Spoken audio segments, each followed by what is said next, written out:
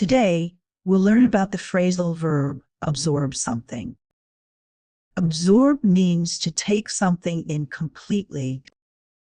It can be physical, like water or light, or it can be mental, like information or ideas. For example, a sponge absorbs water. Plants absorb sunlight to make food. People absorb information when they study. The verb absorb is transitive. This means it needs an object. You say absorb something, not just absorb. For example, she absorbs knowledge quickly. Don't forget to include the object after absorb. Common collocations are absorb water, absorb information, and absorb energy.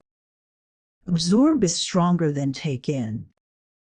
It means you take something fully or deeply.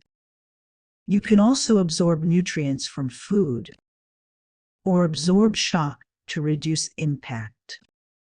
Try using absorb something in your sentences today.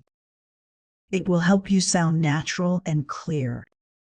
Remember, practice makes perfect. Keep learning and keep absorbing new words.